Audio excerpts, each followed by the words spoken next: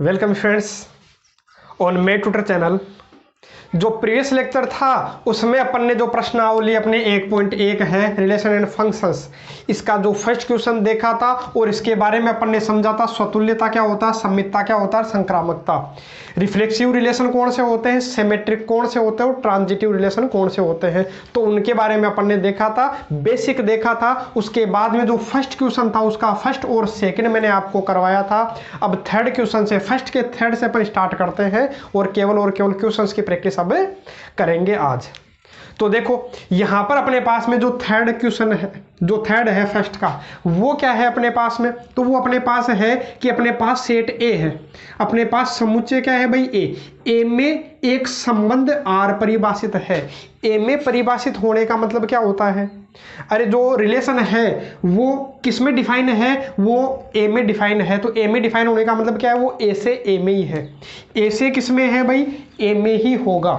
तो फिर अपन देखें यहाँ पर जो संबंध दिया है वो किस प्रकार से दिया, तो उनकी भी तो अपन बात करें। तो उनकी बात करें, देखो यहाँ है क्या, पहले मैं बात करूँ कि ए से ए में परिभाषित होने का मतलब क्या होता है भाई, कि वो जो संबंध है वो ए से ए में ही परिभाषित है, इसका मतलब ये है ना। तो संबंध जो ए से ए में परिभाषित है, तो आप ये देखिए ए में है क्या, 1 2 3 4 5 और 6 है। तो इसमें भी क्या आएगा, वही आने वाले 1 2 3 4 5 और 6। और ये भी आपके 11th में क्वेश्चन आ चुका है। ठीक है, अपन केवल आगे की बात करेंगे स्वतुल्यता, सममितता, संक्रामकता की। तो देखो इसमें है क्या, जो रिलेशन बोला है वो क्या बोला है, x, y के रूप में लिखना है। जो संबंध जो है, जो अपने पास जो थर्ड है, ये देखते हैं अपन सॉल्यूशन कर रहे हैं भाई, है ना। तो जो थर्ड क्वेश्चन है उसमें जो आर बनाऊं मैं, तो आर किस प्रकार से बनाएंगे आप पहले ये चेक कीजिए। तो इसमें क्या बोला, x, y के रूप में, अपने को ही पता x, y के रूप में लिखते हैं हमेशा। जो भी संबंध होगा x, y के रूप में, जैसे 1, 1, 1, 2, 1, 3 इस प्रकार से लिखना है। लेकिन इसने कंडीशन आगे लगा दी, इसके बारे में डिटेल दे दी आगे क्या दिए भाई, y भाज्य है x से। कहने का मतलब क्या है कि y भाज्य है x से, तो कहने का मतलब ये है कि y में x का भाग जाता है, मतलब बाद वाले में पहले का भाग जाता है। जैसे मान लो कि ये है 10 भाज्य है 5 से, ये बताओ सही है गलत है कि 10 भाज्य है 5 से, तो बिल्कुल है। कहने का मतलब 10 में किसका भाग जाता है, 5 का भाग जाता है। ठीक है, तो ऐसे ही बोला है कि y भाज्य x से, मतलब y में किसका भाग जाना चाहिए, x का, तो y में x का भाग जाता है, मतलब बाद वाले में पहले वाले का भाग जाना चाहिए पूरा पूरा। इसका मतलब ये है पूरा पूरा, मतलब किस में होना चाहिए, अपने पास जो भाग जाएगा, जैसे 1 बार गया, 2 बार गया, 5 बार गया, 10 बार गया, पूरा पूरा जाना चाहिए, पॉइंटों में नहीं। तो इसका मतलब ये होता है भाज्य का मतलब पूरा पूरा, है ना। तो अब देखो सबसे पहले बताओ, क्या मैं 1 1 ले सकता हूँ क्या, बिल्कुल ले सकते हैं। क्यों, क्योंकि यदि मैं 1 1 ले लेता हूँ, यदि मैं क्या ले लेता हूँ भाई 1 1, तो अब अपने को पता है 1 में किसका भाग जाता है, 1 का, मतलब बाद वाले में पहले वाले का भाग जाना चाहिए। क्या 1 2 ले लूँ क्या, बिल्कुल ले लूँ। देखो 1 2 भी चलेगा, क्योंकि 2 में किसका भाग जाता है, 1 का, क्योंकि 2 में 1 का भाग जाओगे, दोगे तो 2 बार तो जाएगा। ऐसे ही 1 3 भी अपना आएगा, बिल्कुल आएगा। मतलब 1 के साथ तो सभी का संबंध आ रहा है भाई, 1 के साथ तो सबका संबंध आ जाएगा। ये लीजिए, देखो 1 के साथ तो सबका संबंध आ जाएगा, 1 5 1 6, क्योंकि कोई दिक्कत होगी नहीं, क्योंकि 1 में 1 का भाग जाता है, 2 में 1 का भाग जाता है, इस प्रकार से आप लिख लेना। अब 2 से शुरुआत करता हूँ। अब मैं यहाँ 2 1 नहीं लिख सकता। क्यों नहीं लिख सकता, अरे 2 का संबंध 1 से नहीं होगा। क्यों नहीं होगा, अब यहाँ आपको दिख रहा होगा, क्योंकि 1 में किसका भाग नहीं जाता, 2 का। अरे 1 में 2 का भाग थोड़ी जाता है, नहीं जाता, गलत हो गया। तो इसका मतलब 2 1 नहीं होगा। तो क्या क्या होगा भाई, 2 2 होगा, 2 3 नहीं होगा, 2 4 होगा क्या, बिल्कुल होगा, क्योंकि 4 में किसका भाग जाता है, 2 का। और 2 5 की बात करें नहीं होगा, 2 6 बिल्कुल होगा। फिर अपन आते हैं किस पर, 3 पर, तो 3 1 नहीं होगा, 3 2 3 3, हाँ तो क्या होगा भाई 3 3 अपने को मिलेगा। 3 3 के बाद 3 4 नहीं, 3 5 भी नहीं, और 3 6 क्या मिलेगा भाई, 3 6। और आगे की बात करें, अब 4 से शुरू करें, तो आपको 4 के साथ केवल और केवल क्या मिलेगा भाई, 4 4 ही मिलेगा, इसके अलावा और कुछ नहीं है। और आपको मिलेगा 5 5, और उसके अलावा मिलेगा आपको 6 6, इसके अलावा आपको कुछ भी नहीं मिलेगा इसमें। तो ये अपने को पता चल गया, ये संबंध अपन ने बना लिया। संबंध अपन ने बना लिया, किस प्रकार से बनाया, जिस प्रकार से इसने डेफिनेशन दी थी उसी के अकॉर्डिंग अपन क्या बना लेते हैं भाई, रिलेशन बना लेते हैं। तो ये अपना रिलेशन बन गया। ठीक है, अब रिलेशन बन गया तो अब अपन चेक कर ही सकते हैं। सबसे पहले किसकी बात करें भाई, स्वतुल्यता की।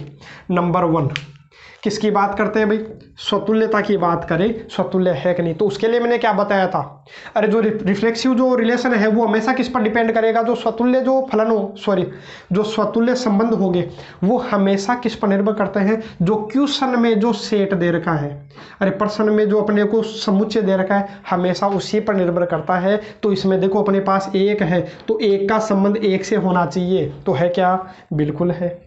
ठीक है, 2 का संबंध 2 से होना चाहिए, तो है क्या, बिल्कुल है। 3 का 3 से होना चाहिए, तो वो 3 3 भी है, 4 4 5 5 6 6 सब है। ठीक है, तो कहने का मतलब मैं इसको लिखूंगा किस प्रकार से, एग्जाम में अपने को किस टाइप से, किस फॉर्म में अपने को लिखना है, तो वो भी अपन समझते हैं कि एग्जाम में कैसे लिख कर क्या होगे।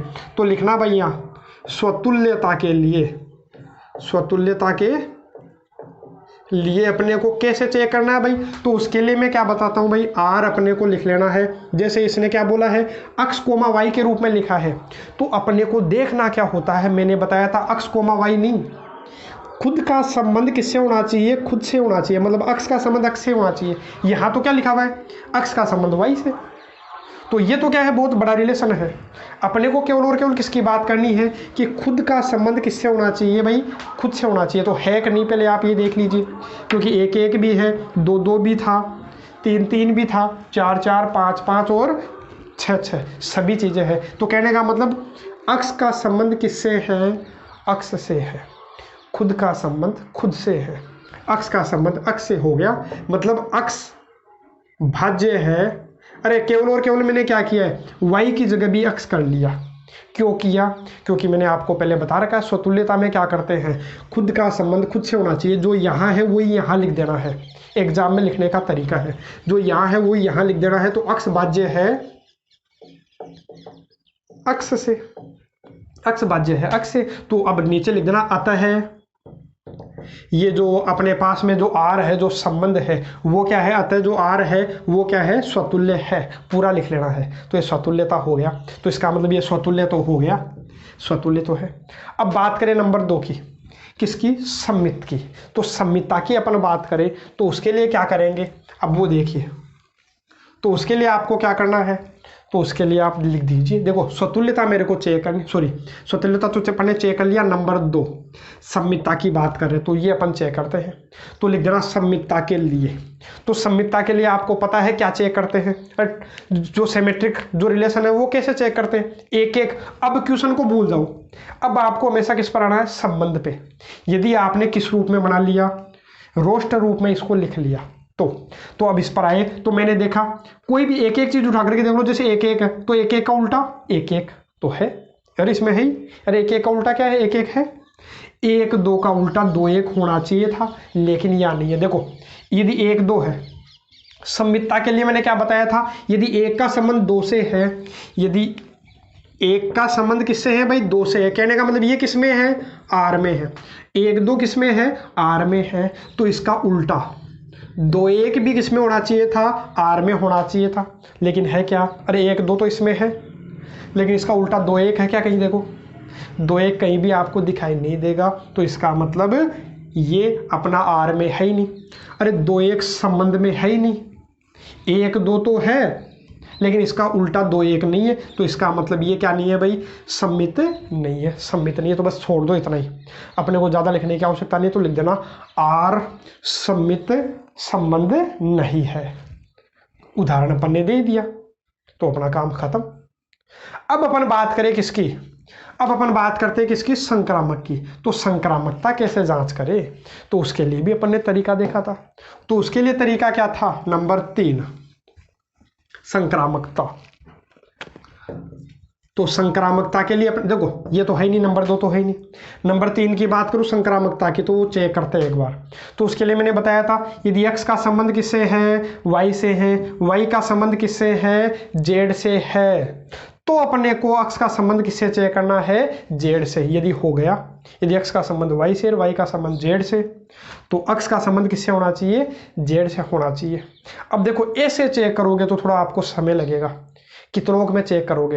देखो जैसे 1 1, जैसे आपने लिया 1 1, तो कहने का मतलब क्या हो गया, तो इसका कहने का मतलब ये है कि एक का संबंध किससे है, एक से।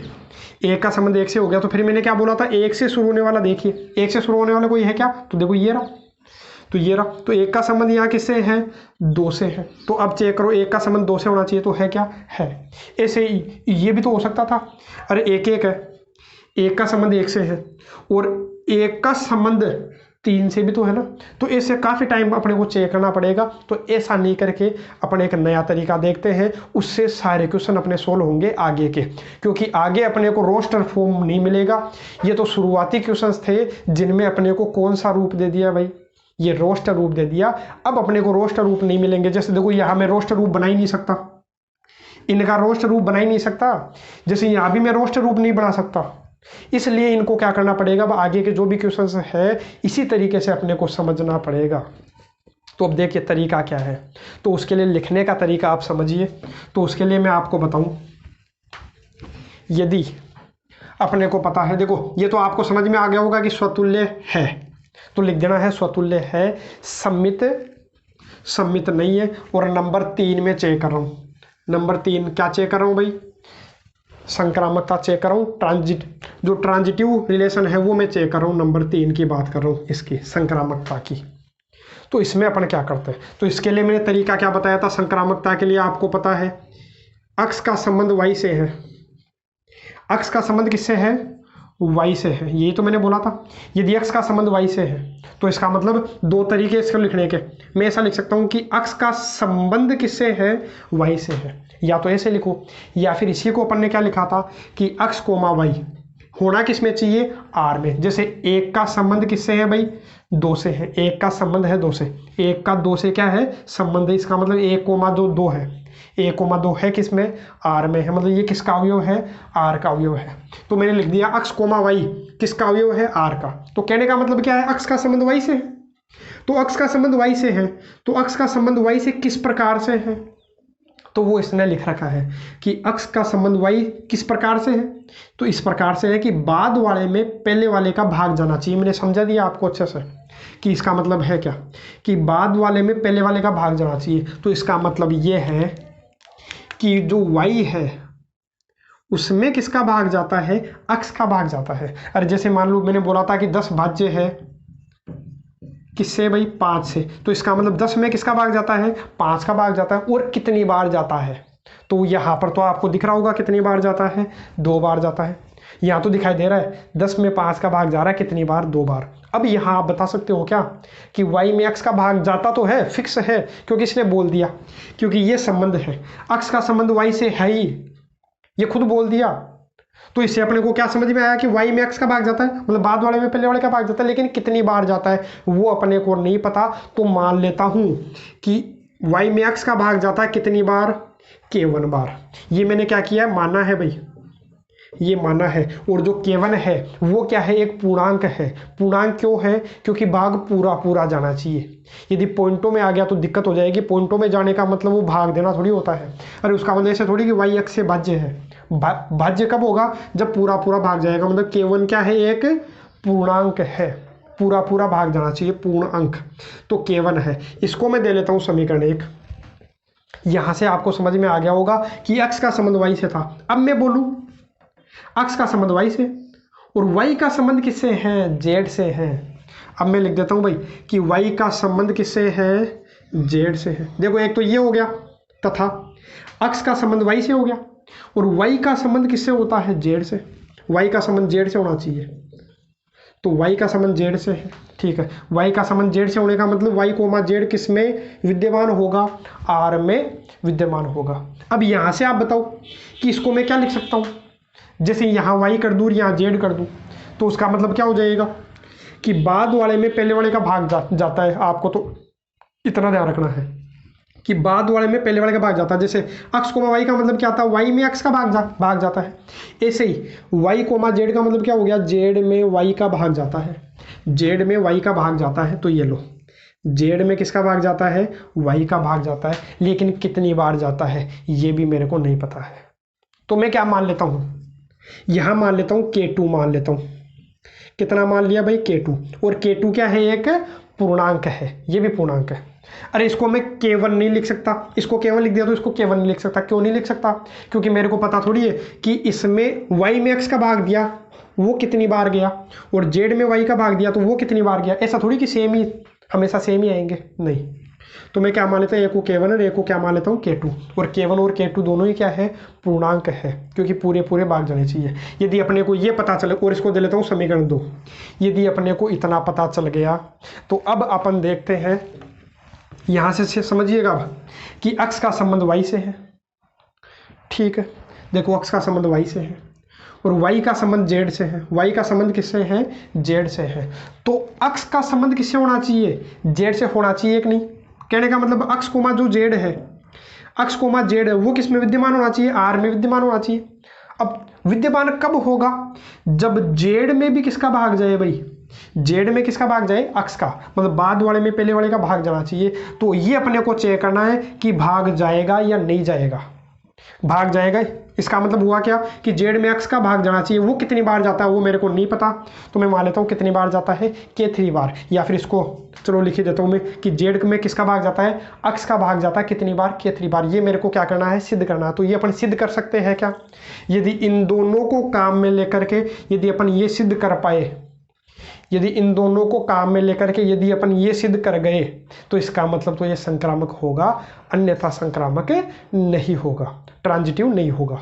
यदि सिद्ध नहीं कर पाए तो उसके लिए देखो आप ये देखो z बटा अक्ष में ला सकता हूँ क्या, इन दोनों को काम में लेकर के समीकरण 1 और समीकरण 2 को काम में लेकर के z बटा अक्ष ला सकता हूँ क्या। तो यदि आप थोड़ा सा गौर लगा करके देखोगे तो यहाँ आपको समझ में आएगा। यदि मैं इन दोनों को देखो y यहाँ ऊपर है या नीचे है, यदि इन दोनों को गुणा कर दूँ तो देखो, यदि इन दोनों को गुणा कर दूँ तो कैसे, ऊपर तो अपने पास में क्या है y बटा अक्ष, नीचे वाला क्या है z बटा y। तो इन दोनों को गुणा कर दूँ तो क्या z बटा अक्ष आएगा कि नहीं आएगा, बिल्कुल आएगा। तो मैं ऐसा ही काम करता हूँ, काम क्या करूँ, समीकरण 1 व समीकरण 2 को गुणा करने पर। तो गुणा कैसे होते हैं वो भी आपको ध्यान है, बराबर के पहले वाले गुणा हो जाएंगे। तो y बटा अक्ष किससे गुणा हो जाएगा, z बटा y से, और इधर K1 किससे गुणा हो जाएगा भाई, K2 से। K1 गुणा K2 कितना हो गया, K1 K2।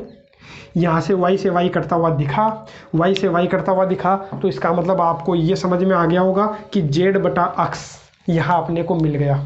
क्या मिल गया भाई, z बटा अक्ष मेरे को मिल गया। और इसको मैं अपने मन से क्या मान लेता हूँ, अरे K1 भी एक पूर्णांक, K1 भी क्या है, एक पूर्णांक है, और ये भी क्या है, एक पूर्णांक इंटीजर है। कहने का मतलब क्या है, ये दोनों क्या है, K1 और K2 क्या है, इंटीजर्स है। यदि इनको गुणा करोगे, कोई भी दो पूर्णांक को गुणा कर लो, जैसे 5 है पूर्णांक है, एक 8 है पूर्णांक है, तो गुणा करोगे तो भी तो एक पूर्णांक ही आएगा, मतलब एक इंटीजर ही तो आएगा। तो इसका मतलब इन दोनों को गुणा करने पर एक नया अपने को पूर्णांक मिलेगा। जैसे दो पूर्णांक उनको गुणा करने पर एक नया पूर्णांक मिला, तो इसका मतलब इन दोनों पूर्णांकों को गुणा करने पर एक नया पूर्णांक मिलेगा। उसको क्या नाम दे लेता हूँ भाई, मैं K3 नाम दे लेता हूँ। इसको मैंने K3 नाम दे दिया। तो इसका मतलब आपको पता चल गया होगा यहाँ से कि z में x का भाग जाता है, कितनी बार भाग जाता है, K3 बार। और K3 क्या है, एक पूर्णांक है। पूर्णांक को अपन किससे प्रदर्शित करते हैं भाई, z से प्रदर्शित करते हैं हमेशा। तो इसका मतलब जो K3 है वो किसका अवयव है, z का पूर्णांक है। तो कहने का मतलब z में x का पूरा पूरा भाग जाता है। अपने को पता चल गया z में x का पूरा पूरा भाग जाता है। तो इसका मतलब हुआ क्या, अक्ष का संबंध किससे हो गया, z से हुआ कि नहीं हुआ। अब आप खुद देख लो, अक्ष का संबंध z से है क्या, है, क्योंकि z में अक्ष का भाग जाता है, पूरा पूरा भाग जाता है। इसका मतलब ये क्या है, संक्रामक है। ध्यान रखना, ये स्वतुल्य था, सम्मित नहीं था, संक्रामक है। अच्छे से इसको कीजिएगा, नहीं समझ में आया तो एक बार रिपीट करके इसको देखना। बाकी मोस्ट क्वेश्चन है एग्जाम पॉइंट ऑफ व्यू से भी, और पूछ लिया जाता है, कई बार पूछ लिया जाता है अच्छे क्वेश्चंस को, है ना। तो देखो अब अपन बात करें चौथे क्वेश्चन की। तो चौथा क्वेश्चन क्या है, तो चौथा क्वेश्चन अपने को इस प्रकार से दे दिया कि z में r संबंध है, वो इस प्रकार से परिभाषित है। z का मतलब क्या है, पूर्णांक संख्या। मैंने लिखा नहीं है, बाकी आप यदि बुक में देखोगे तो बुक में आपको पूरा लिखा हुआ मिलेगा। अरे यहाँ थोड़ा सा क्या होता है, फिर जगह ज़्यादा घेरता है, इसलिए अपन ने शॉर्ट में लिख लिया। और बाकी z का मतलब क्या होता है, आपको याद होना चाहिए। z का मतलब पूर्णांक होता है, इंटीजर होता है। z means integer, i means integer, है ना। या तो जेड बोलो या फिर आई बोलो, उससे कोई फर्क नहीं पड़ता है। कई जगह आई लिखा हुआ मिलता है, कई जगह जेड लिखा हुआ अपने को मिलता है, पूर्णांक की जगह, इंटीजर की जगह। तो अब अपन बात करें कौन से क्वेश्चन की भाई, चौथे क्वेश्चन की। तो चौथे क्वेश्चन का सॉल्यूशन करें तो जेड में आर, मतलब संबंध किससे किस पे परिभाषित है, जेड से जेड में, मतलब पूर्णांक संख्या से पूर्णांक संख्या में, मतलब पूर्णांक संख्या से पूर्णांक संख्या में परिभाषित है। अब आपको पता है पूर्णांक संख्या में क्या क्या होता है, 0 1 2 3 4 अनंत तक चलते हैं, -1 -2 -3, ऐसे इधर भी चलेगा। तो संबंध किस किस का देखोगे, यहाँ तो अनंत संख्याएं हैं, तो इसका मतलब मैं इसका रोष्ट रूप नहीं बना सकता। जैसे इतने क्वेश्चनों में अपन ने किया था, वहां अपन ने रोष्ट रूप बनाया था, लेकिन यहाँ रोष्ट रूप नहीं बना सकता। यहाँ मैं रोष्ट रूप नहीं बना सकता, तो फिर इस क्वेश्चन को कैसे करें। तो उसके लिए वही तरीका अपनाना है जो बेसिक तरीका था, जो शुरुआत में मैंने आपको बताया था, और पिछले क्वेश्चन में भी थोड़ा सा मैंने आपको बताया है। अब देखो इसमें क्या करूं, संबंध इसने क्या कैसा दिया है भाई, अक्ष का संबंध y से दिया है। अक्ष का संबंध किससे दिया है, y से दिया है। अक्ष का संबंध किससे दिया है, y से दिया है। तो सबसे पहला मेरे को क्या चेक करना होता है भाई, स्वतुल्यता। तो लिख देना स्वतुल्यता के लिए, फॉर रिफ्लेक्सिव रिलेशन।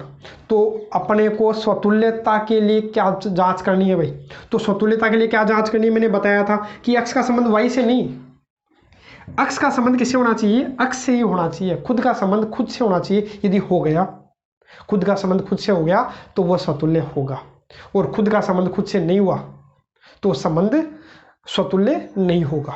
तो वो कैसे चेक करूं, पहले देखो ये संबंध है क्या, पहले वो चेक करो। आप इस संबंध को ध्यान से देखिए एक बार, संबंध ध्यान से देखोगे तो यहां समझ में आएगा अक्ष और वाई में संबंध क्या है। अक्ष और वाई में संबंध ये है कि अक्ष में से वाई घटाने पर एक पूर्णांक आता है। अक्ष में से वाई घटाने पर क्या आता है, एक पूर्णांक आता है। तो मैं इसको ऐसा भी लिख सकता हूं क्या, इसको अपन इस प्रकार से भी लिख सकते हैं कि इस संबंध को कि अक्ष कोमा वाई, ठीक है, अक्ष कोमा वाई तो है ही है। मैं इसको इस प्रकार से लिख सकता हूं कि अक्ष माइनस वाई, मतलब अक्ष में से वाई घटाऊंगा, मतलब इसमें से ये घटाऊंगा, पहले वाले में से दूसरा घटाऊंगा, तो घटाने पर जो भी उत्तर आएगा, जो भी उत्तर आएगा तो उसको मैं क्या मान लिया, मैंने क्या मान लिया, के मान लिया। के मतलब वो क्या होना चाहिए, एक पूर्णांक होना चाहिए। क्या होना चाहिए, एक पूर्णांक होना चाहिए। या मैं ऐसे बोल दूं, अक्ष माइनस वाई करने पर जो भी आंसर आता है, जो भी आंसर आता है वो किस में होना चाहिए, पूर्णांक में होना चाहिए। जो भी उत्तर आएगा वो एक क्या होना चाहिए, पूर्णांक होना चाहिए। मतलब जो भी आएगा वो किसका अवयव होना चाहिए, जेड में होना चाहिए। जेड का मतलब पूर्णांक है, इंटीजर है। तो इस प्रकार से भी अपन इसको लिख सकते हैं। अब मैंने क्या बोला, स्वतुल्यता के लिए क्या करना होता है, तो उसके लिए मेरे को क्या चेक करना होता है, अक्ष का संबंध अक्ष से ही चेक करना होता है, खुद का संबंध खुद से ही चेक करना होता है। तो मैं एक बार चेक करता हूँ, आर बराबर मैं क्या करता हूँ, वाई की जगह भी क्या रख देता हूँ भाई, अक्ष रख देता हूँ, वाई की जगह भी अक्ष, क्योंकि मेरे को खुद से संबंध चेक करना है, खुद का संबंध खुद से ही चेक करना है। तो मैं क्या करता हूँ, तो इसका मतलब हुआ क्या, पहले तो ये बताओ, अक्ष कोमा अक्ष का मतलब हुआ क्या कि अक्ष का संबंध अक्ष से। तो अक्ष का संबंध अक्ष से कब होगा, जब पहले वाले में से दूसरा घटाऊं। तो पहले वाले में से दूसरा घटाऊं, अक्ष में से अक्ष घटाओ एक बार, देखो अक्ष में से अक्ष घटाऊंगा तो कितना मिलेगा, मेरे को 0 मिलेगा। तो बताओ खुद का संबंध खुद से है कि नहीं। तो उसके लिए मैंने क्या चेक किया, तो मेरे को पता अक्ष का संबंध वाई से चेक करने के लिए क्या करना होता है कि अक्ष में से वाई घटा दो, मतलब पहले वाले में से बाद वाला घटा दो। तो पहले वाले में से मैंने बाद वाला घटाया, तो जो भी मेरे को उत्तर मिला वो जेड में होना चाहिए। तो यहाँ भी मैं ऐसे करता हूँ, अक्ष का संबंध अक्ष से चेक करना है तो मैं अक्ष में से अक्ष घटा देता हूँ, अक्ष में से अक्ष घटा दिया, घटाने पर मेरे को क्या मिला, 0। अब ये बताओ 0 जो है वो जेड में है कि नहीं, जो 0 है जेड का अवयव है कि नहीं है। अरे 0 पूर्णांक होता है कि नहीं होता, इंटीजर में आता है कि नहीं आता, बिल्कुल आता है। तो इसका मतलब ये क्या है, स्वतुल्य है। तो लिख देना, अतः है आर स्वतुल्य फंक्शन, स्वतुल्य रिलेशन है, मतलब स्वतुल्य संबंध है, लिख देना। मिक्स में हो गया भाई, हिंदी इंग्लिश है, ठीक है। तो देखो जो संबंध है वो कैसा है, स्वतुल्य हो गया। तो स्वतुल्यता के लिए हमेशा अब आगे के जो भी क्वेश्चन आएंगे, तो अक्ष कोमा वाई दे रखा है, तो आपको क्या करना है, वाई की जगह भी अक्ष रख देना। देखो मैंने वाई की जगह अक्ष रख दिया, वाई की जगह अक्ष रख दिया। तो अक्ष रखने पर जो भी आया वो अपने को पता चल जाएगा आगे क्या है। तो यहाँ x माइनस x बराबर 0 आ गया, तो 0 एक पूर्णांक है, इसका मतलब ये एक स्वतुल्य संबंध है। नंबर 2, अब अपने को क्या चेक करना है भाई, सम्मितता चेक करनी है। तो चेक करूंगा सम्मित है या नहीं, सही का चिन्ह तो बाद में लगाएंगे, होगा तो लगाएंगे, नहीं होगा तो नहीं लगाएंगे। तो ये स्वतुल्य तो हो गया। सम्मितता मेरे को चेक करनी है, तो आप ये बताओ सम्मितता चेक करने के लिए मैंने क्या बताया था। सम्मितता चेक करने के लिए मैंने ये बताया था, यदि अक्ष का संबंध y से है, यदि अक्ष का संबंध किससे है, y से है, अक्ष का संबंध y से है, तो y का संबंध भी किससे होना चाहिए भाई, तो y का संबंध अक्ष से होना चाहिए। यदि अक्ष का संबंध y से है तो y का संबंध अक्ष से होना चाहिए।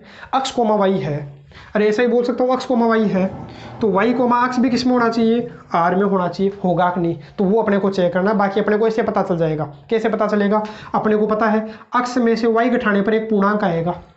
कोई भी संख्या ले लो, कोई भी अपने मन से उठा लो, मैं ले लेता हूँ 1 ले लेता हूँ और y की जगह 5 ले लेता हूँ, मतलब 1,5 बताओ संबंध में है कि नहीं, बिल्कुल है, क्योंकि 1 में से 5 घटाने पर, या मैं 5,1 ले लेता हूँ, 5,1 ले लेता हूँ, तो उससे क्या होगा, तो आपको ये पता चल जाएगा 5,1 संबंध में है कि नहीं। पहले तो ये चेक करो है, क्यों, क्योंकि 5 में से 1 घटाने पर 4 आएगा, और 4 क्या होता है, एक पूर्णांक होता है।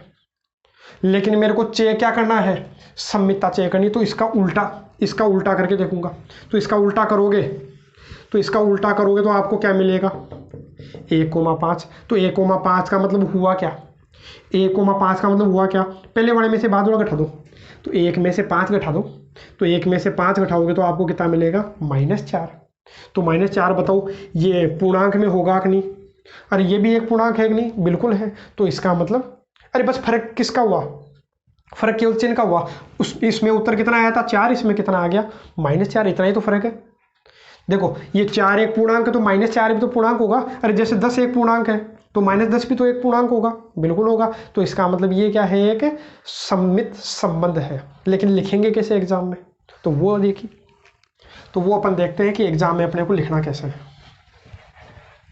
तो यहाँ देखो अक्ष का संबंध y से है, ये तो अपने को पता ही होता है, सम्मितता के लिए ये तो अपने को पता ही होता है। इसका मतलब हुआ क्या, तो इसके लिए मेरे को क्या बताना है, आपको पता है कि अक्ष माइनस y, अक्ष माइनस y, अक्ष माइनस y मतलब अक्ष में से y घटाने पर जो भी आएगा तो उसको मैं अपने मन से क्या मान लेता हूँ भाई, k मान लेता हूँ कि अक्ष में से y घटाने पर जो भी आया वो क्या है, एक k, वो क्या है k, और ये k क्या है, वो पूर्णांक है। घटाने पर जो भी आएगा वो एक पूर्णांक होना चाहिए ना, तो मैंने क्या मान लिया, घटाने पर जो भी आया उसको मैंने मान लिया k, और वो k क्या है, एक पूर्णांक है। और इसको देता हूँ मैं समीकरण 1, इसको मैंने क्या दे दिया, समीकरण 1। यहाँ से आपको ये पता चल गया होगा कि अक्ष का संबंध y से है, और किस प्रकार से है कि अक्ष में से y घटाने पर आपको क्या मिलेगा, k, और वो k क्या है, एक पूर्णांक है। तो मैं क्या करता हूँ, एक बार में माइनस कॉमन ले लेता हूँ। मैंने क्या बोला, अक्ष का संबंध y से है तो y का संबंध किससे होना चाहिए, अक्ष से होना चाहिए ना। तो ये सिद्ध कब होगा, तो ये सिद्ध तब होगा जब y में से अक्ष घटाने पर भी क्या आए, एक पूर्णांक आए। मतलब घटाने पर भी क्या आना चाहिए, एक, घटाने पर जो भी आए वो एक क्या आना चाहिए, पूर्णांक। तो वो लिखूंगा कैसे, तो वो मतलब ये अपने को सिद्ध करना है कि y में से अक्ष घटाने पर एक पूर्णांक आएगा। तो मैं एक काम करता हूँ, मेरे को y माइनस अक्ष लाना है, तो आप एक काम करो, समीकरण 1 में इसमें आप चेक करो, इसमें मैं माइनस कॉमन ले लेता हूँ, इसमें क्या करता हूँ, माइनस कॉमन ले लेता हूँ, इन दोनों में से माइनस कॉमन ले लेता हूँ। तो माइनस कॉमन लूंगा तो जो प्लस का है वो तो हो जाएगा माइनस, अरे जो अक्ष प्लस का है किसका हो गया, माइनस का। ये y किसका है, माइनस का, तो किसका हो जाएगा, प्लस। अरे चिन्ह चेंज हो गए, चाहे घटा कर वापस देख लो, चाहे कितना आएगा, गुणा करोगे तो -y प्लस अक्ष, -y प्लस अक्ष, ठीक है। तो बराबर में कितना है भाई, बराबर में k है। अब एक काम करो, माइनस को इधर शिफ्ट कर दो, तो y माइनस अक्ष बराबर -k। अब आप ये बताओ कि ये जो k था, k क्या था, एक पूर्णांक था, तो केवल चिन्ह चेंज करने पर वो क्या पूर्णांक नहीं होगा क्या, अरे प्लस वाला कोई पूर्णांक है, यदि चिन्ह चेंज कर दो तो क्या पूर्णांक नहीं होगा, कि जैसे 15 एक पूर्णांक है तो क्या -15 पूर्णांक नहीं होगा, क्या होगा, क्यों, क्योंकि पूर्णांक में प्लस वाले भी होते हैं माइनस वाले भी होते हैं। तो इसका मतलब अपने को पता चल गया कि -k भी क्या है, एक पूर्णांक है, -k भी क्या है, पूर्णांक। तो कहने का मतलब हुआ क्या, y में से अक्ष घटाने पर भी क्या आता है, एक पूर्णांक आता है, तो इसका मतलब हुआ क्या, y का संबंध किससे हो गया, अक्ष से हो गया। तो इसका मतलब ये क्या है, स्वतुल्य था सममित भी हो गया। अब नंबर 3 जो बढ़िया सबसे बढ़िया होता है वो क्या होता है, संक्रामकता। तो संक्रामकता चाहिए करते हैं, तो उसके लिए आपको क्या करना है, उसके लिए आपको पता है 3 चीज़ें, वही जो बेसिक चीज़ है वही काम अपने को यहाँ करना है, और साथ के साथ नोट करते जा करो भाई, वरना तो काम गड़बड़ हो जाएगा, वरना भूल जाओगे, बाद में देखने का मौका नहीं मिलेगा, वीडियो दोबारा चलाना पड़ेगा। अब देखो, अब अपने को क्या करना है, नंबर 3 क्या चेक करना है, संक्रामकता चेक करना है। तो संक्रामकता के लिए मैंने क्या बताया था, तो उसके लिए बताया था अक्ष का संबंध किससे होना चाहिए, y से होना चाहिए। अक्ष का संबंध किससे होना चाहिए, y से। कहने का मतलब अक्ष को y किस में होना चाहिए, r में। तो अक्ष का संबंध किससे है, y से है। यदि अक्ष का संबंध y से है तो अपने को पता है, यदि अक्ष का संबंध y से है, अक्ष का संबंध y से है, तो कहने का मतलब अक्ष में से y घटाने पर, अक्ष में से y घटाने पर एक पूर्णांक क्या आएगा, पूर्णांक तो आएगा, तो उसको मैं क्या नाम देता हूँ भाई, केवल। अक्ष में से y घटाने पर क्या आएगा, एक पूर्णांक, क्या आया, केवल। ये मैंने माना है, और ध्यान रखना ये केवल क्या है, एक पूर्णांक, लिख देना साइड में कि केवल एक पूर्णांक है ना। तो इसको देता हूँ समीकरण 1। यहाँ से मेरे को ये पता चल गया, इसने खुद बोला था कि अक्ष का संबंध किससे है, y से है। तो ठीक है, अक्ष का संबंध y से है, तो y से है, तो अक्ष में से y घटाने पर एक पूर्णांक आएगा, उसको मैंने केवल मान लिया। और अपने को ये भी पता है कि y का संबंध किससे होना चाहिए, z से होना चाहिए। अक्ष का संबंध y से है और y का संबंध z से, y का संबंध किससे है, z से है। एक तो ये है तथा y को z भी है, तो y का संबंध z से है, तो आपको पता है y में से z घटाने पर भी, y में से z घटाने पर भी एक पूर्णांक आएगा, y में से z घटाने पर पूर्णांक आएगा। क्यों, क्योंकि ये संबंध है। तो y में से z घटाने पर एक पूर्णांक आएगा, तो उसको मैं क्या मान लेता हूँ भाई, k2। ये भी अपन ने मानना है, और इसको क्या देना, समीकरण 2। अब मेरे को क्या करना है, अक्ष का संबंध किससे सिद्ध करना है, z से। मतलब अक्ष का संबंध किससे होना चाहिए, z से होना चाहिए। ये मेरे को सिद्ध करना है। तो सिद्ध कब होगा, जब आपको क्या मिल जाए, अक्ष में से z घटाने पर और इसमें से ये घटाने पर, पहले में से दूसरा घटाने पर जो भी आए वो ये क्या आना चाहिए, पूर्णांक आना चाहिए। तो देखता हूँ कि अक्ष माइनस z कैसे ला सकता हूँ। तो आप देखो, इसको और इसको एक बार तुलना करो कि एक तो ये रहा और एक ये रहा, इन दोनों को तुलना करके कैसे भी आप चेक करो कि मैं x माइनस जेड ला सकता हूँ क्या। क्या करूँ कि x माइनस जेड आ जाए, x माइनस जेड आ जाए। तो उसके लिए आपको क्या करना है, अब आप बताइए, खुद सोचिए कि इन दोनों में ऐसा क्या करूँ कि x माइनस जेड मेरे को मिल जाए। तो आपको दिखेगा यहाँ माइनस वाई है, यहाँ प्लस वाई है, दोनों को जोड़ दो तो y से y तो कट जाएगा। तो मैं क्या करूँगा, समीकरण 1 और 2 को जोड़ देता हूँ, 1 और 2 को जोड़ दूंगा। तो जुड़ेंगे कैसे, बराबर के पहले वाले, ये लो बराबर के पहले वाले जुड़ जाएंगे। तो बराबर के पहले है क्या, x माइनस वाई और y माइनस जेड। तो इसको और इसको मैंने जोड़ दिया। बराबर के बाद में क्या है भाई, k1 और k2, इनको जोड़ दिया। तो यहाँ से गया x माइनस जेड, k1 भी पूर्णांक था, k2 भी एक पूर्णांक था। तो दोनों पूर्णांकों को जोड़ेंगे, कोई भी 2 पूर्णांकों को जोड़ो, कोई भी 2 पूर्णांक ले लो अपने मन से, कोई भी ले लो। कोई बोले माइनस में लूंगा तो माइनस में ले ले, -5 ले लिया, ये क्या ले लेते हैं अपन, 4 ले लेते हैं प्लस का, या फिर ले लेते हैं प्लस का 3 ले लेते हैं। अपना क्या जाता है, दोनों को जोड़ोगे तो क्या आएगा, -2 आएगा। तो -2 भी तो एक पूर्णांक है, ये भी तो एक इंटीजर है, ठीक है। तो इसका मतलब कोई भी 2 पूर्णांकों को जोड़ते तो पूर्णांक ही तो आता है, घटाने पर भी पूर्णांक ही आता है, गुणा करने पर भी पूर्णांक आता है, भाग देने पर कह नहीं सकते, लेकिन जोड़ने पर तो एक पूर्णांक तो आएगा। तो इसका मतलब सिद्ध हो गया कि x में से z घटाने पूर्णांक आता है। इसका मतलब x का संबंध किससे है, x का संबंध z से है। तो ये अपना सिद्ध हो गया। तो इसका मतलब ये क्या है, संक्रामक भी है। तो इसका मतलब ये क्या है, स्वतुल्य भी है। ये क्या था भाई, जो चौथा क्वेश्चन है, ये स्वतुल्य भी है, सममित भी है और संक्रामक भी है, तीनों है। और ऐसे संबंध को ही मैंने बोला था कि इनको अपन क्या बोलते हैं, इस संबंध को अपन तुल्यता संबंध भी बोल सकते हैं। इसको अपन क्या बोल सकते हैं भाई, तुल्यता संबंध भी बोल सकते हैं। बाकी पूछा नहीं है, लेकिन आगे वाले क्वेश्चंस में अपने तुल्यता संबंध आएगा। तो उसके लिए मैंने बता दिया कि तुल्यता संबंध कब होगा। इसको अपन इक्विवेलेंस रिलेशन भी बोलते हैं भाई, वैलेंस रिलेशन भी अपन बोलते हैं, इक्विवेलेंस रिलेशन। कब? जब अपने पास में कोई भी जो रिलेशन है वो रिफ्लेक्सिव भी हो जाए, सिमेट्रिक भी हो जाए और ट्रांजिटिव भी हो जाए, तभी अपन उसको क्या बोलेंगे? इक्विवेलेंस। तो ये कैसा रिलेशन है? इक्विवेलेंस रिलेशन है। ये अपना तुल्यता संबंध है। क्यों? क्योंकि तीनों चीजें यहां सत्य हो रही है। अब अपन बात करें किसकी भाई? 5वें क्वेश्चन में आते हैं। अब अपने फटाफट हो जाएंगे, छोटे छोटे क्वेश्चन है, इनको ध्यान से समझ लीजिएगा। देखो अब अपने पास में क्या है भाई? बाकी तो इनको तो आप ऐसे भी देख सकते हो कि स्वतुल्य है, सम्मित है, संक्रामक है या नहीं है। देखो डायरेक्ट भी देख सकते हो। कैसे? यहाँ अपने को देखो 5वें का ए क्या बोला है? 5वें का भी क्या है भाई? ए है। तो आर बराबर ये है। पहला चेक करूँ भाई मैं, पहले का मतलब स्वतुल्यता। कैसे चेक करोगे? तो मैंने उसके लिए क्या बोला आपको कि y की जगह भी क्या रख के देख लो भाई? x रख के देख लो, मतलब खुद का संबंध खुद से होना चाहिए। तो यहाँ क्या करूँगा मैं? y की जगह भी x रख लूँगा। स्थान पर कार्य करते। आप ये बताओ सही है क्या? अरे अक्ष का संबंध y से किस प्रकार से? आप तो ये देखो, अक्ष का संबंध y किस प्रकार से है? इस प्रकार से है कि अक्ष तथा y एक ही स्थान पर काम करते हैं, कि मतलब ये दोनों एक ही जगह पर काम करते हैं, एक ही जगह पर। ठीक है, तो मैं क्या बोलूँ? अरे जैसे मान लो कि कोई दो टीचर, आपके स्कूल के कोई भी दो टीचर है, जैसे अक्ष और एक दूसरा। अरे ये मान लो मैथ के टीचर है, ये फिजिक्स के टीचर है। ठीक है, तो अक्ष और y बताओ वो दोनों एक ही जगह काम करते हैं कि नहीं करते? बिल्कुल करते हैं। अब मैं ऐसे बोलूँ कि y की जगह भी x लिख दिया, मतलब खुद का संबंध खुद से होना चाहिए। जैसे मैथ वाला टीचर और मैथ वाला टीचर, अरे मतलब खुद की बात है उसकी।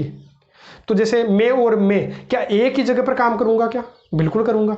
ये तो कोई ऐसा तो है नहीं कि एक ही आदमी के दो आदमी हो गए तो वो एक इधर काम कर रहा है, एक इधर काम कर रहा है। ऐसा तो होगा नहीं कि बीच में से दो किया कि आधा इधर काम कर रहा है। ऐसा नहीं, दो संस्थाओं में काम नहीं कर सकता है ना। ठीक है, तो इसका मतलब हुआ क्या कि खुद और खुद हमेशा एक ही स्थान पर काम करेंगे। तो इसका मतलब ये क्या है? स्वतुल्य तो है। ये लो क्या है? ये स्वतुल्य है। दूसरी चीज क्या चेक करते हैं भाई? सम्मितता। तो सम्मितता कैसे चेक करते हैं? तो उसके लिए मैंने आपको बताया था अक्ष का संबंध y से है। अक्ष का संबंध किससे है? y से है। तो क्या बताओ y का संबंध भी अक्ष से है क्या? अरे अक्ष और y एक जगह पर काम करते हैं, तो क्या y और अक्ष भी एक जगह काम करेंगे क्या? अरे कहने का मतलब ये है कि पहला और दूसरा, ये नंबर 1 और ये नंबर 2 है, तो नंबर 1 और 2, तो नंबर 1 और 2 एक ही जगह पर काम करते हैं। मैं उल्टा कर दूँ, मैं उल्टा बोल दूँ, मैं उल्टा कर दिया तो इसका मतलब y और अक्ष एक जगह काम करते हैं। क्या ये गलत है क्या? नहीं। अरे मैंने इसे बोल दिया कि मैथ वाला और फिजिक्स वाला एक ही जगह काम करते हैं। मैथ वाले और फिजिक्स वाले सर जो सर है वो एक ही जगह काम करते हैं। मैं उल्टा बोल दूँ कि फिजिक्स वाले और मैथ वाले एक जगह काम करते हैं, तो वो भी सही है। तो इसका मतलब ये क्या है? सम्मित भी है। ये क्या है? सम्मित भी है। ठीक है, नंबर 3 क्या है भाई? अक्ष का संबंध y से है, y का संबंध z से है। तो बोलो क्या अक्ष का संबंध z से होगा कि नहीं होगा? तो वो भी होगा। क्यों होगा? क्योंकि इसको समझिए, अक्ष का संबंध y से होने का मतलब क्या है? अक्ष और y एक जगह काम करते हैं। अक्ष और y एक जगह काम करते हैं, इसका मतलब ये है अक्ष और y z, अक्ष और y एक जगह काम करते हैं, y और z एक जगह काम करते हैं। तो इसका मतलब आप खुद समझ जाओ। अरे इसका मतलब तीनों एक ही जगह काम कर रहे हैं, तो इसका मतलब अक्ष और जेड भी एक जगह काम करेंगे कि नहीं करेंगे? बिल्कुल करेंगे। तो इस प्रकार से आपको लिख देना है। तो ये क्या हो गया? अपना सम्मित भी हो गया। और इसको आप बताओ, मैं एक्स्ट्रा थोड़ा सा पूछ रहा हूँ कि इसको तुल्यता संबंध बोल सकते हैं क्या? तो तीनों चीज सही है तो इसको तुल्यता संबंध बोल सकते हैं। तो ये तुल्यता संबंध इक्विवेलेंस रिलेशन है। अब सेम आपको ऐसा का ऐसा ये क्वेश्चन भी दिखेगा, तो इसको आपको खुद को कर लेना। स्थान की जगह केवल मोहल्ला दे दिया, तो ये आप खुद कर लेना इसको। अब मैं बात करूं किसकी भाई? नंबर सी की।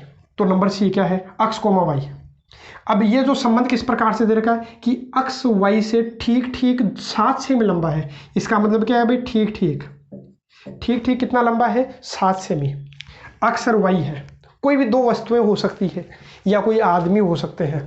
ठीक है, आदमी हो सकती है या कोई वस्तुएं हो सकती है। तो उसने क्या बोला है भाई? या मैं आदमी लेकर के चलता हूँ एक बार ना, ताकि आपको अच्छे समझ में आ जाए। तो इसको अपन क्या बोल सकते हैं? इसका मतलब ये है अक्ष का संबंध y से किस प्रकार से है?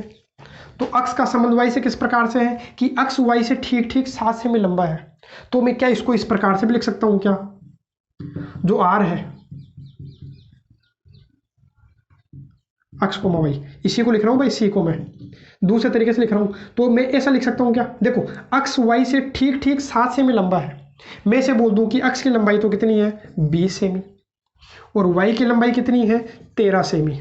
तो क्या बताओ ये जो 20 है वो 13 से ठीक ठीक 7 सेमी लंबा है क्या?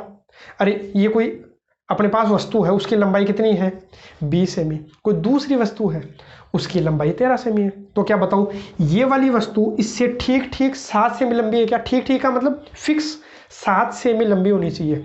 तो ये बताओ इससे 7 सेमी लंबी है क्या? बिल्कुल है। तो क्या मैं इसको ऐसा भी लिख सकता हूँ क्या कि 20 में से 13 घटाने पर कितना आएगा 7 आएगा? बिल्कुल लिख सकते हैं। ठीक है, ऐसे ये है कि अक्स वाई से 7 सेमी लंबा है तो कहने का मतलब अक्स बड़ा है और वाई छोटा है। बड़ा कौन है? अक्स।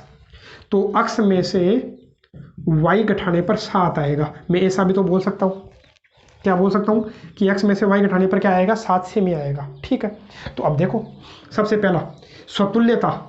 तो स्वतुल्यता के लिए क्या करना है, रिफ्लेक्सिव रिलेशन के लिए आपको क्या करना है, मैंने बोला था कि x की जगह क्या करके देख लो भाई, y की जगह क्या रख के देख लो x।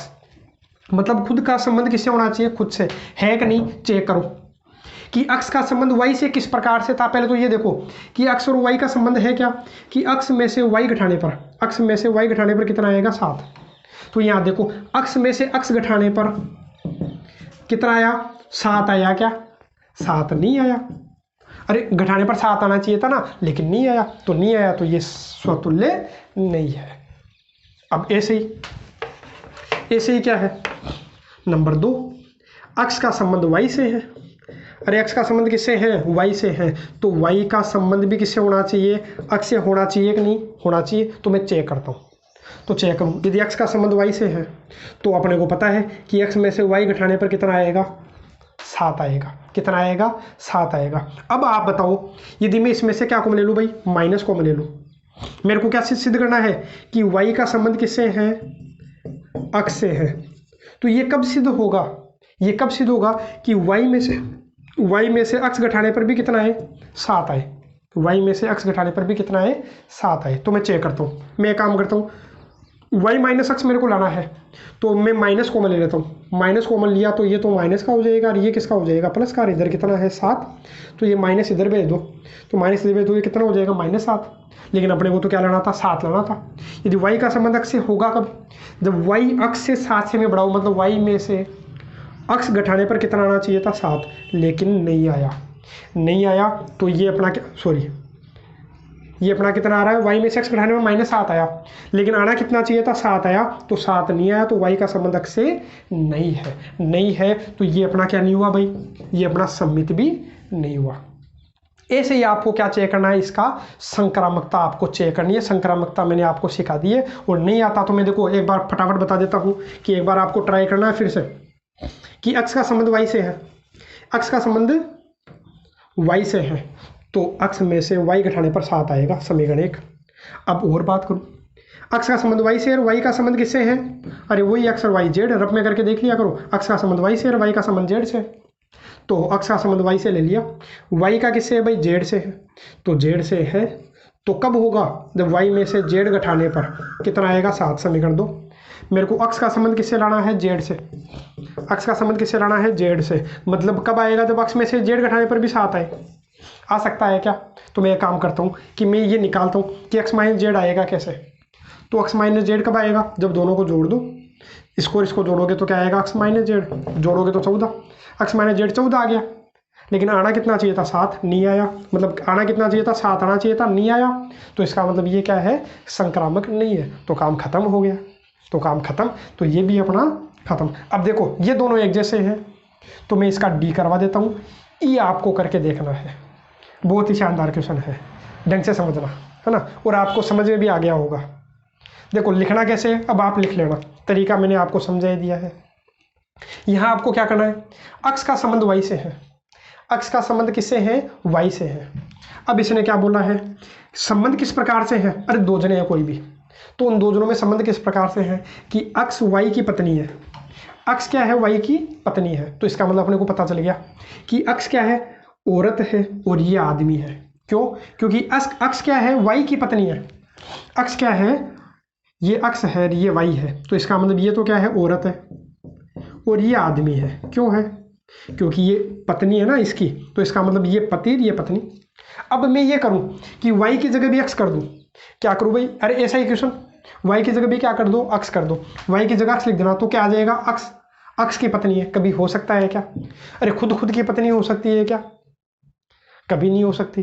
अरे खुद की पत्नी कैसे हो सकती है, या खुद का पति कैसे हो सकता है, खुद का पिता कैसे हो सकता है, नहीं हो सकता। तो इसका मतलब ये क्या है, गलत है, गलत है, इसका मतलब वो स्वतुल्य नहीं है, वो क्या नहीं है, स्वतुल्य नहीं है। दूसरी चीज आप क्या चेक करते हो भाई, सम्मितता चेक करते हो, मतलब सिमेट्रिक चेक करते हो, सिमेट्रिक रिलेशन होगा या नहीं होगा।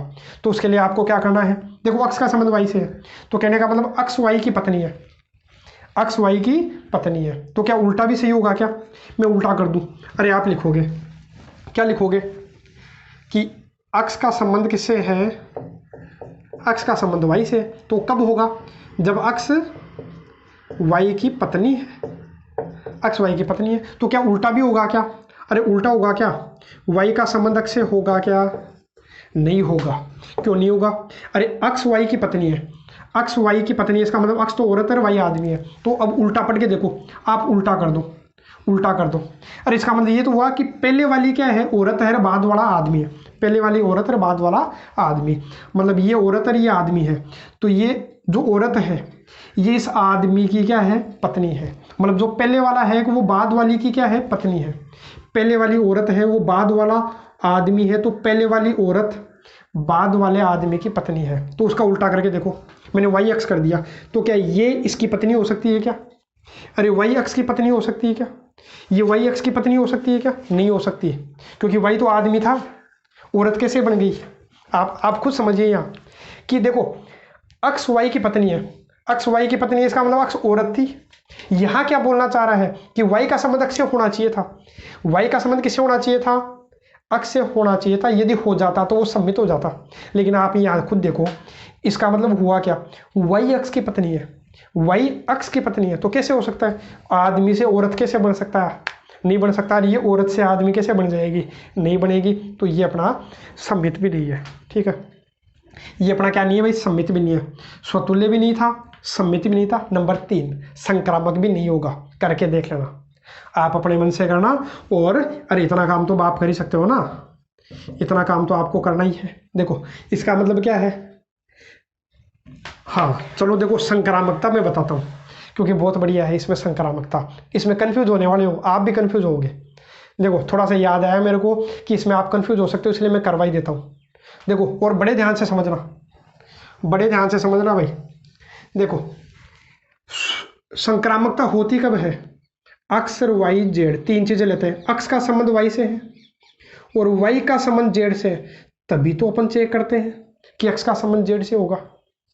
देखो और मैंने कल आपको एक चीज बताई थी, यदि एक्स का संबंध किससे है, वाई से है, और वाई का जेड से संबंध है ही नहीं, तो इसको चेक करने की जरूरत है ही नहीं ना, मतलब इसकी अपन बात ही नहीं करेंगे। अरे एक्स कोमा वाई है, वाई कोमा जेड है, तभी तो अपन एक्स कोमा जेड की बात करते हैं।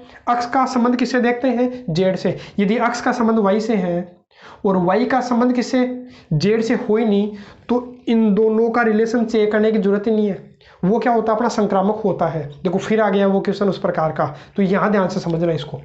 देखो ध्यान से क्या समझना, मैंने यहाँ क्या बोल दिया, एक्स का संबंध वाई से है, तो इसका मतलब एक्स क्या है, वाई की पत्नी है, पत्नी है, पत्नी है, तो इसका मतलब वही बात कि अक्स औरत है और वाई आदमी है, अक्स क्या है, वाई की पत्नी है। वो इसने बोला है कि वाई का संबंध भी किससे होना चाहिए, जेड से होना चाहिए, वाई का संबंध किससे होना चाहिए, जेड से। तो इसका मतलब ये कब होगा, वाई, अरे वाई जेड की पत्नी है। अब ऐसे कैसे हो सकता है, देखो यहाँ फिर वही बात आ गई कि जो वाई है वो क्या था, आदमी था, यहाँ वो क्या बन गई, औरत बन गई। कैसे बनेगी, आप बना सकते हो क्या, नहीं बना सकते। अरे वाई को औरत, अरे आदमी से औरत कैसे बना दोगे, अरे इसका मतलब हुआ क्या, वाई जेड की पत्नी है, इसका मतलब यहाँ ये बोलना चाह रहा है कि जेड तो आदमी है और वाई औरत है, लेकिन अपन तो ये बोल चुके हैं कि वाई तो आदमी है, तो ये तो यही बात गलत है ना। अरे यही गलत है कि वाई जेड की पत्नी हो ही नहीं सकता, क्यों नहीं हो सकता, क्योंकि ये तो आदमी है, तो ये बात गलत है कि वाई का संबंध जेड से है ही नहीं। अरे वाई का संबंध जेड से है ही नहीं, तो अपने को आगे चेक करना ही नहीं है। अक्स का संबंध जेड से देखूंगा ही नहीं, अरे देखूंगा ही नहीं, बस अपने को डायरेक्ट क्या बोल देना कि ये क्या है, संक्रामक है। देखो इस प्रकार का जो क्वेश्चन आता है ना वो हर बार कंफ्यूज करता है, इसलिए आपको ध्यान रखना, मैंने आपको समझा दिया है। यदि अक्स का संबंध वाई से हो और वाई का संबंध जेड से हो तभी अपन क्या करेंगे, अक्स का संबंध जेड से चेक करेंगे। यदि अक्स का संबंध वाई से है और वाई का संबंध जेड से हो ही नहीं तो अपने को चेक करने की आवश्यकता है ही नहीं, अपने को डायरेक्ट क्या लिखना है कि वो संक्रामक है। तो इस प्रकार से आपका जो फर्स्ट क्वेश्चन है वो कंप्लीट हो गया है। थोड़ा समय इन्हीं में लगता है, शुरुआत में थोड़ा सा समय लगता है क्योंकि समझाने में थोड़ा सा समय लगता है, क्योंकि नया नया चैप्टर होता है और थोड़ा सा कन्फ्यूजिंग चैप्टर होता है, इसलिए इस प्रश्नावली को तो थोड़ा सा अपने क्या करेंगे, आराम से करेंगे, थोड़ा डिटेल से करेंगे। जल्दबाजी अपने को करने की आवश्यकता नहीं है। बाकी अब आप प्रैक्टिस कीजिएगा, आगे के जो क्वेश्चंस है वो आप जरूर कर पाओगे। बस थोड़ा सा पैटर्न आपको ध्यान रखना, जो जो चीज़ें मैंने बताई है बस उतनी चीज़ें आप ध्यान रख लोगे तो आगे के क्वेश्चन आप सोल्व खुद से कर लोगे। तो एक बार ट्राई करना, और नहीं आता तो अपना तो रेगुलर चल ही रहा है, मैं तो रेगुलर ही करवाऊँगा, जितने भी क्वेश्चन हैं वो सारे क्वेश्चन करवाऊँगा। ऑफलाइन क्लास होती तो कुछ छोड़ करके मैं बता देता कि आपको कर लेना है, या अभी भी मैं क्या करूँगा, यदि कल के वीडियो लेक्चर में हो सका तो हिंट दे दूंगा कि इस प्रकार से आप ये कर लेना, और जो हो सकेगा कि ज़रूरी है मेरे को करवाना ही पड़ेगा तो उन क्वेश्चंस को मैं करवा दूंगा। बाकी आपके लिए जो लाइव चैट है वो खुली है, आप हमेशा क्या किया करो, इसमें मैसेज कर दिया करो, यदि कोई डाउट रहता है, समझ में नहीं आता है तो मैं तुरंत उनका जवाब आपको दे दूंगा चलती वीडियो में ही। बाकी आज के लिए केवल इतना ही। बाकी नेक्स्ट अपन क्या करेंगे, कल के वीडियो लेक्चर में करेंगे। बाकी इन वीडियोज़ को आप ज़्यादा से ज़्यादा शेयर करो ताकि आपके जो साथी जो स्टूडेंट्स हैं वो भी इसका बेनिफिट ले सके। जितना ज़्यादा हो सके उतना ज़्यादा शेयर किया करो, क्योंकि अभी लॉकडाउन चल रहा है और सभी की क्या है, पढ़ाई बंद है। पढ़ाई रेगुलर रहेगी तो आपका पढ़ाई में मन भी लगता रहेगा, वरना थोड़ा गैप लग गया, बाद में स्कूल जाओगे। अब आपको पता है स्कूल तो खुलनी है ही, चाहे 1 महीने चाहे 2 महीने बाद खुले, 3 महीने बाद खुले, लेकिन खुलनी तो है ही। तो अपने को आलस्य में नहीं रहना है, इसलिए अपने को अभी से थोड़ा थोड़ा पढ़ाई करते रहना है। इसीलिए ये वीडियो लेक्चर मैंने स्टार्ट किए हैं।